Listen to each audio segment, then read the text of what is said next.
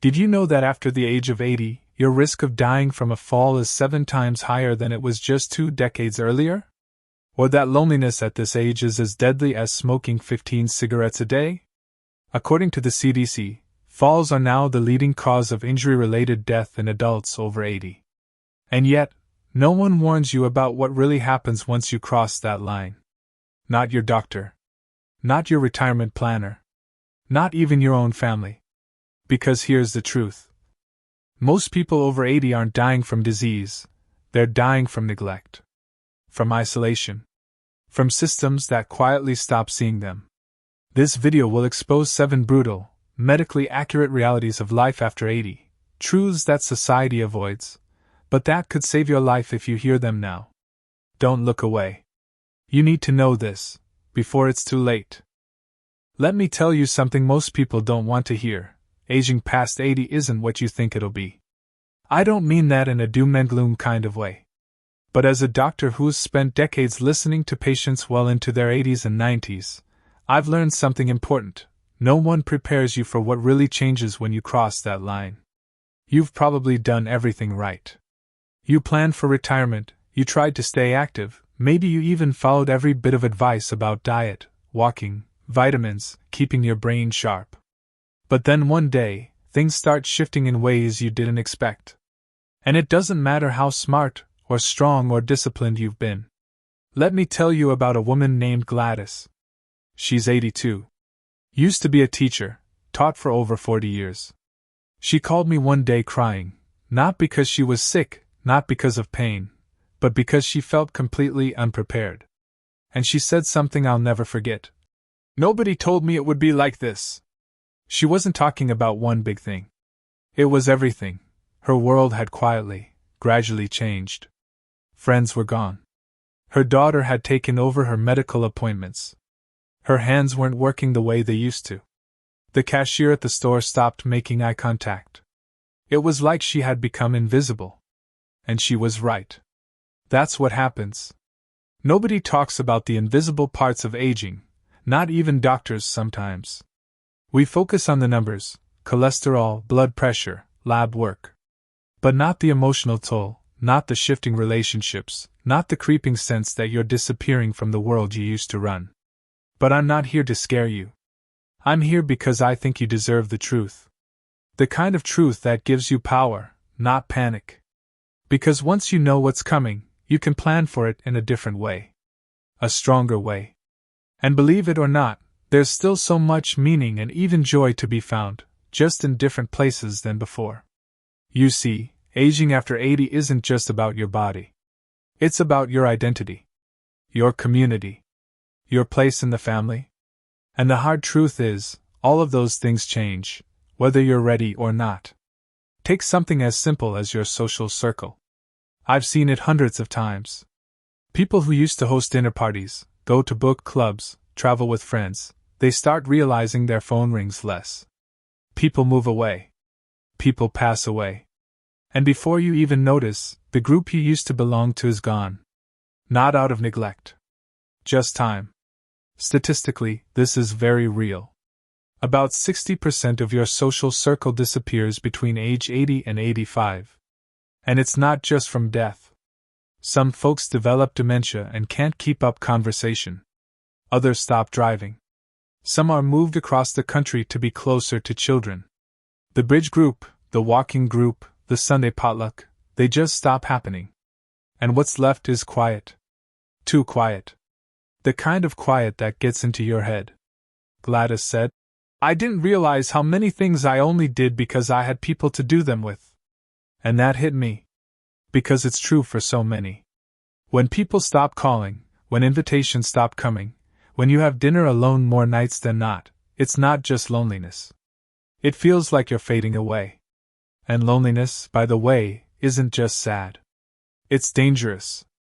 Research from Harvard and the National Institute on Aging has shown that social isolation increases your risk of heart disease, stroke, and dementia. One study even said loneliness is as bad for your health as smoking 15 cigarettes a day. So when people say, just stay positive, or call your grandkids, it's not enough.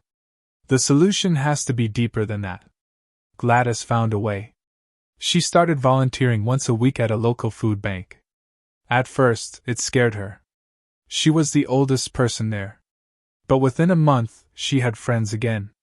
People to talk to. Younger folks who respected her stories.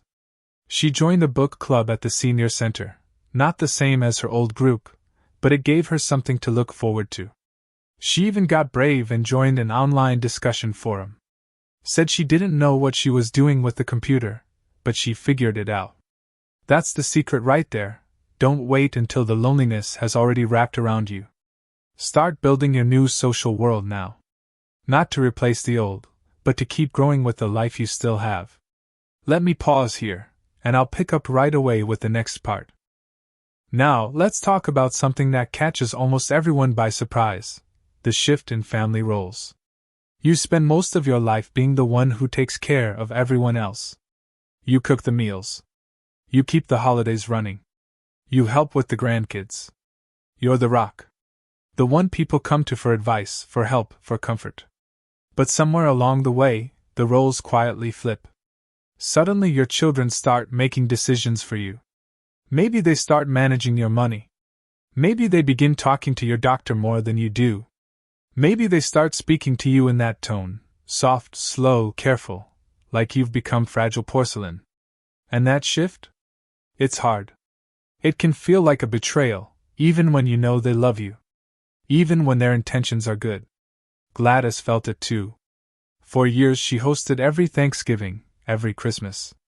She was the glue, as her kids called her. But at 82, it was her daughter who called the shots. The doctor addressed her daughter instead of her. Her son took over her finances. Just in case. And while she appreciated the help, it stung. It felt like the world no longer saw her as capable. She told me, "I raised 5 kids. I balanced a checkbook with a pencil for 60 years. I've lived through more than they can imagine. But suddenly I asked for help opening a bottle of Tylenol, and now I'm not allowed to make my own choices?" It's that exact feeling so many older adults face. The sense that the world is gently pushing you aside. That your thoughts don't count the same anymore. And it's not because your children are bad people. In fact, this often happens because they care. But when you're on the receiving end of all that care, it can feel like you're being managed, rather than respected. That's why I always tell families, and I tell my patients, have these conversations before they're urgent. Don't wait until there's a health crisis or a hospital stay or a legal emergency. Talk now. Set expectations now. Gladys sat her children down. She told them clearly, "These are the things I need help with. These are the things I can still do on my own. And these are the decisions I want to be part of, even if you disagree with me." That changed everything. She even made what she called a dignity plan. It wasn't legal paperwork. It was just a clear list, how she wanted to be spoken to, when she wanted to be included, and which areas of her life she was willing to give over when the time came. Not now. Later. When she said so. And you know what? Her kids respected that. They didn't mean to overstep. They just didn't realize how it felt. Once she shared it openly, they worked with her instead of around her. It made a world of difference. Because here's the truth, needing help does not mean you've lost your value. Needing help does not make you any less wise, or worthy, or capable of making your own choices. You are still the same person who built a life, raised a family, endured losses, celebrated joys, and made it through every challenge life ever threw at you. That wisdom doesn't vanish just because your hands shake or you move a little slower. Your voice still matters. Your opinions still matter. And it's okay to remind people of that when they forget. So if you're starting to notice this shift happening in your own family, or you've already lived through it, I want you to know you're not alone. And you're not wrong to feel the way you do. This is one of the most emotionally difficult transitions of late life. But it doesn't have to be painful forever. Just like Gladys, you can reclaim your dignity, not by pretending you don't need help, but by deciding how that help will happen. On your terms. And now, let's move into one of the hardest truths of all. The one that affects your body, but also your heart and your confidence. I'll explain in the next part. Let's talk about something that every single person over 80 faces. No matter how healthy or careful they've been, the body starts to betray you. Now, I know that sounds harsh. But I want to speak honestly, because pretending everything stays the same doesn't help anyone. Gladys was in great shape. She walked every morning. She did light yoga. She avoided fried foods and never smoked a day in her life. She did everything right. But once she hit 80, something changed. It didn't happen overnight. At first, it was little things. She had more trouble opening jars. She got tired faster when climbing stairs. Her balance wasn't quite what it used to be. Then she started skipping walks because she didn't want to fall. That made her muscles weaker. Then she had trouble getting up from the couch. That made her feel embarrassed, so she stopped going to church potlucks. And soon, she was home, alone, tired, and frustrated. She said to me, "I know exactly what I want to do, I just can't make my body do it anymore." And that's one of the most painful parts of this stage of life. Your mind is still sharp. You still feel like you inside. But your body doesn't always cooperate. Simple things, buttoning a shirt, getting out of the car, standing up from the toilet, become complex puzzles. What most people don't realize is that it's not just one issue. It's a chain reaction. Your arthritis makes you move less. That weakens your muscles. That affects your balance. Then a fall makes you scared to move at all. Before you know it, your independence starts slipping away, not from one big disease, but from a slow decline across 5 or 6 systems all at once. The sad part is, many people suffer quietly, thinking it's just them. But it's not. This happens to everyone in some form. But here's the good news, you can do something about it. Not by pretending it's not happening, but by planning for it early. Gladys didn't wait for a serious fall to install grab bars. She did it while she still had the strength to move around. She reorganized her kitchen so everything she needed was waist level, no more reaching above her head or bending down to the floor. She bought a few simple tools, an electric can opener, a reacher stick, a walker that didn't look old. At first, she hated the idea. But she told me later, "I don't feel old with these things. I feel smart." She also made peace with her limitations. That doesn't mean giving up. It means working with your body, not against it. She stopped comparing herself to who she was at 60 and started focusing on what she could do at 82. There's real power in that mindset. Because when you accept the changes early and adapt your life around them, you stay in control. You make your home safer before it becomes dangerous. You find easier ways to do tasks before frustration breaks your spirit. You keep your dignity intact because you are the one making the decisions, not waiting until someone else has to do it for you. And I'll be honest with you, those who adapt early tend to live better and longer. Not because they're stronger, but because they're wiser. They're not pretending they're 60. They're building a life that works for 82. So if you've been noticing changes in your body, tired legs, slower steps, sore joints, forgetful moments, don't ignore them. Don't brush them off. Don't feel ashamed. You're not failing. You're aging. And there's no shame in that. But the sooner you face those changes, the more freedom you'll have to live life on your terms. In the next section, I'll tell you about something most people never see coming. It's not about your health, or your money, or even your family. It's something deeper. Something that affects how the world treats you, and how you start to see yourself. Now, I want to talk about something that hurts in a different way. It's not physical pain. It's not about losing strength, or memory, or balance. It's something quieter, but every bit as real. It's the feeling of becoming invisible. Gladys first noticed it at the grocery store. The cashier handed her change without looking her in the eye. Then at the doctor's office, where the nurse spoke about her to her daughter, instead of speaking to her directly.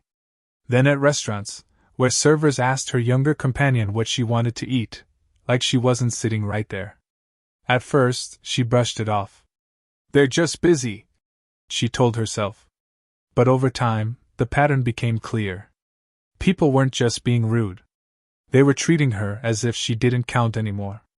And she's not alone. After 80, something strange happens. People stop seeing you as a full person. You become the elderly woman, the senior grandma. Not you.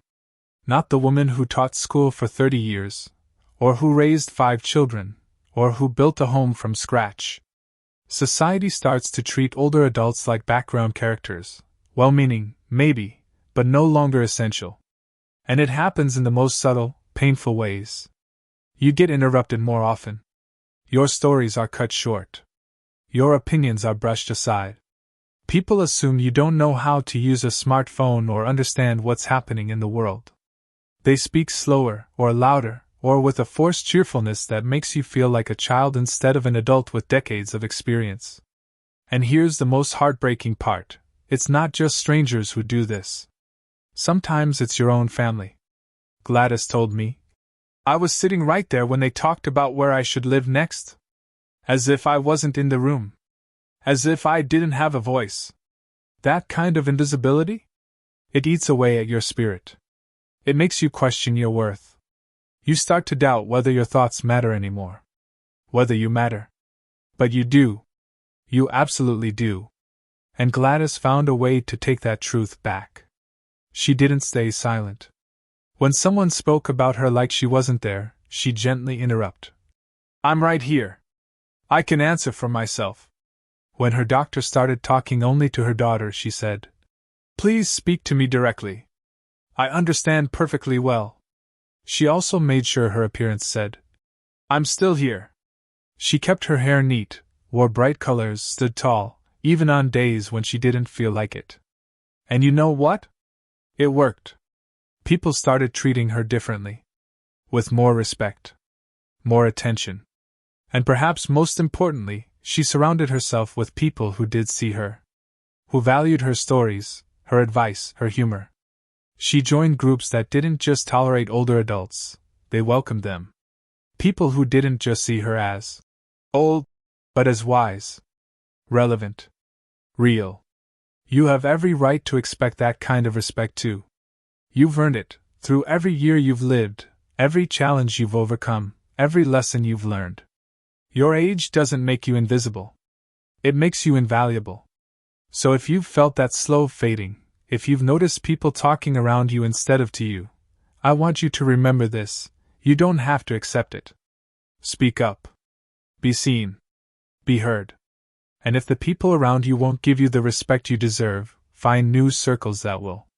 You're not fading away. You're still here. And the world still needs your voice. In the next part, we'll talk about something a lot of people try to ignore, but it affects every decision you make in later life. I'm talking about money. And why your finances might start working against you after 80, even if you think you've planned everything perfectly. Now let's talk about something that touches almost every part of your daily life after 80, even if no one wants to admit it. Money. Most people assume that if you've planned well, if you saved, have Social Security, maybe a pension or retirement account, you'll be fine. But here's the truth that surprises so many of my patients: even good planning often isn't enough. Because the costs of aging quietly rise in ways you don't expect. And sometimes, the system feels like it's working against you. Gladys thought she had done everything right. She had a modest pension, Social Security, and some savings. She lived simply. But by 82, she found herself constantly worried about money. Why? Because the little things added up. A hearing aid here. A new walker there. Home modifications, grab bars, better lighting, a shower bench. None of it was emergency care, so Medicare didn't cover it. Then came the medications. Not 1 but 5. And those copays? Hundreds of dollars a month. Then came the costs she hadn't thought of: grocery delivery when she couldn't drive. Paying someone to clean because she couldn't lift the vacuum anymore. Transportation to the doctor. A monthly charge for a medical alert system. None of it felt extravagant. All of it felt necessary. And that's how it happens. Meanwhile, Her income stayed the same. But inflation didn't. The price of gas, food, utilities, all creeping higher. And while Social Security does adjust, it rarely keeps up with the real costs of aging. And then there's another problem, one that made Gladys feel truly powerless. The way the financial system treats older adults. Banks questioned her account activity more than ever. Her credit card limit was lowered without warning. Some financial services just flat out denied her, because of her age. And unfortunately, there's also a darker side. Financial scams. Exploitation. Older adults are targeted constantly, and sometimes it's not a stranger. Sometimes it's a relative. A well-meaning family member who helps with the bills but quietly takes too much control. It's scary. But it doesn't mean you're helpless. Gladys started by automating her bills so nothing slipped through the cracks. She added trusted contacts to her bank accounts, not to take over, but to monitor for anything suspicious. She used fraud alerts and froze her credit reports to prevent scams. And she looked into assistance programs she never thought she'd qualify for, like discounts on prescriptions and utilities, and free ride services offered through her county. And maybe most importantly, she talked openly with her children. Not about the numbers in her bank account, but about her boundaries. What she needed help with, and what she wanted to manage herself. That gave her peace of mind. Because here's the truth, being financially cautious doesn't mean you've failed. It means you're being smart about your future. The rules change after 80, and it's okay to adjust your strategy. Whether that means downsizing, asking for help, or using community resources, you are not alone. And you deserve to feel safe and in control of your money. So if you've been feeling that quiet anxiety, wondering how long your savings will last, or whether it's okay to ask for help, you're not failing. You're facing what every aging adult eventually has to face. And in just a moment, I want to talk about the hardest truth of all. The one we avoid the most. The one we whisper about at night. The one that shows up every time we hear an ambulance, or say goodbye to a friend. It's time to talk honestly about mortality, and why facing it might actually bring you the most peace of all. This next part isn't easy, but I think it's the most important one we'll talk about today. After 80, death stops being a distant thought. It becomes a daily presence. I don't mean that to be morbid, I mean it to be real. Because so many of my patients tell me the same thing. I'm not afraid of dying. I just didn't expect it to feel so close. Every day. Gladys told me. I woke up one morning and realized I had more friends in the cemetery than in my phone contacts. That's a hard truth. One that few people talk about. When you're younger, death happens, out there, to people in the news, to distant acquaintances. But in your 80s? Every phone call could be news about someone you love. Every ache in your chest makes you wonder. Is this it? Every goodbye, even the small ones, feels heavier. You attend more funerals than birthdays. You walk into a room and instinctively look around for faces that aren't there anymore. You notice your world growing quieter, not just socially, but spiritually. You start to feel the weight of time. And sometimes, the grief isn't just for the people you've lost. It's for the person you used to be. For the years you know you don't have left. And here's the part that makes it even harder. No one wants to talk about it. Your kids tell you to. Stay positive. Your friends avoid the topic. Even your doctor might rush past it. But pretending death isn't real doesn't make it go away. It just makes you carry the burden alone. So I'm going to say something you might not expect. Talking about death, facing it, can actually be freeing. Gladys decided she didn't want to live with that silent shadow anymore. She started small. She wrote letters to her kids. Not because she was dying, but because she wanted them to know what mattered to her most. She documented her family history, names, recipes, stories, because she knew someone would want it someday. She forgave people she hadn't spoken to in years. Not because they deserved it, but because she didn't want to carry the anger anymore. She started living with intention. She stopped waiting.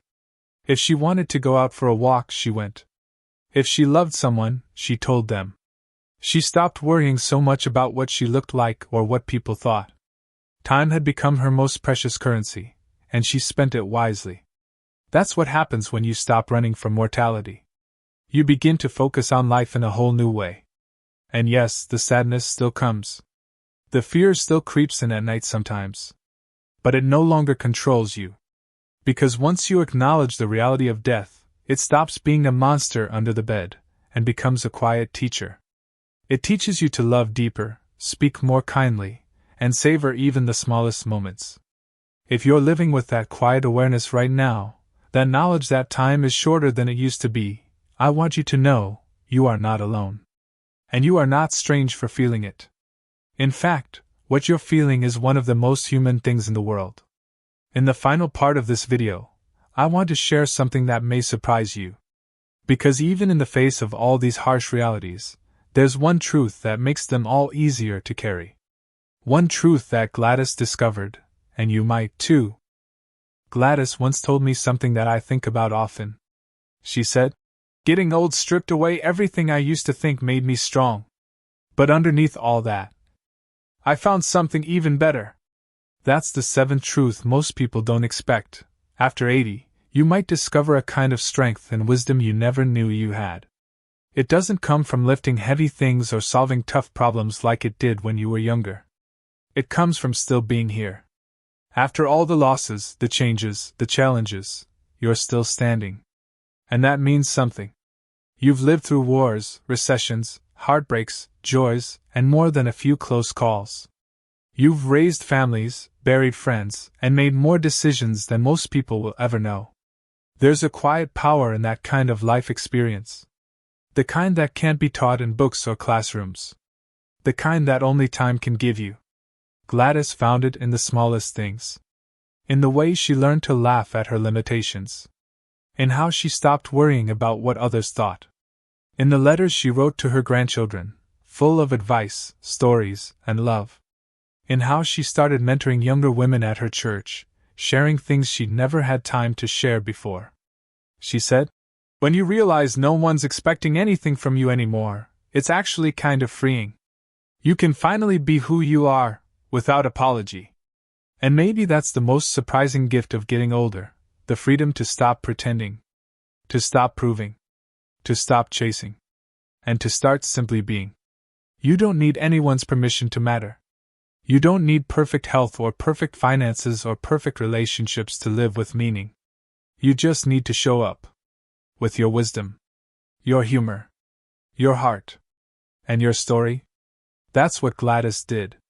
And by 84, she was leading a support group for other seniors, helping them walk through the same truths she once faced alone. She became a light for others simply by telling the truth. And that's exactly what I hope you take from this too. Aging after 80 isn't easy. But it doesn't have to be lonely. Or hopeless. Or invisible. It can be brave. It can be powerful.